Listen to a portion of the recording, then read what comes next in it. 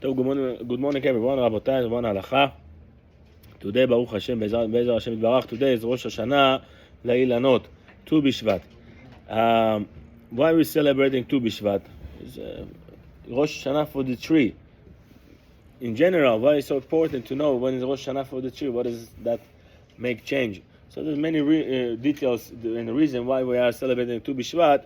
Gemara Masechet Rosh Hashanah talking about 4 types of Rosh Hashanah. There's Rosh Hashanah LaMelachim, La'ilanot, for us.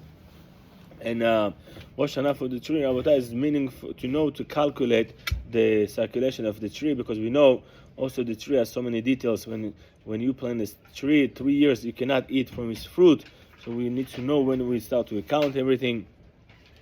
Beside of that, Rabotai, Mishnah Masechet Avot say the tree is bringing mashal about human. If you have a beautiful tree and you have many fruit on top, but its roots in the ground is very weak, okay? Any small wind can come and flip it over the tree.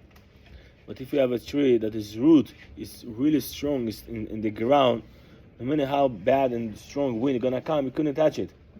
The tree, this foundation is very important. And as Shlomo HaMelech will say, Ki Adam Etz HaSadeh, a human being is like a tree, okay? The same tree, if you not take out fruit, you feel bad, okay? The same thing a human. Baruch Hashem, you getting married, you have kids, you have family. That's all about, okay? The fruit is the continuation of the trees. The fruit, the same thing with the tree, with the human being. You have a fruit, as David HaMelech said in Tehillim, Panecha k'shtile zetim saviv l'shulchanecha. Okay, your father, Chad Shalom, if he's sitting on the table on Shabbat and his kids not around him, he feel bad. So where's my kids? Where's my family? I'm alone. For what I have all of that? You know? So Shaviv Shulchanecha, that's mean not physically, but Shaviv Shulchanecha is the foundation that you build. Your kids is around you, and all of that, Rabotai, is learning from the tree. So I will say with a small story, also Lilun Mishmat, Ken, Kamvan.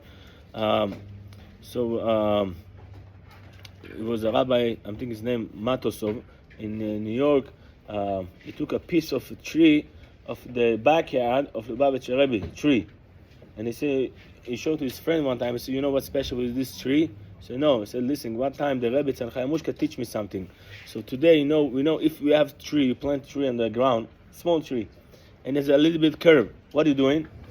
Usually they pull a string and they pull him to the right, or put some metal to make sure it's going to go straight. But he said that Rebbe Tzal Chayamushka teach him, if you see the tree is going to the left side, probably the right side is dry. You have to add more water. And then make it's going to be strong again. You're going to go to the right. So there's two different ways how to treat with the tree. It's one way, to pull it out, to be strict. The other way, you see someone weak with something, add more water, and you will see it stand up more right.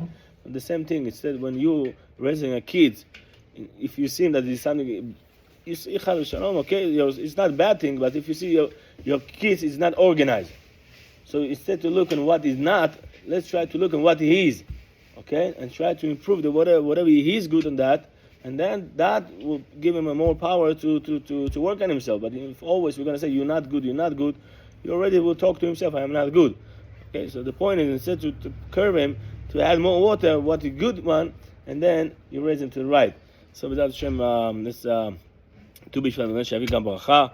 Also good news in Eretz HaKodesh to our brother and sister, the hostage for the soldiers, for Hashem shall protect them, and give Hashem Geula L'Am Yisrael v'Nitzachon. Tov.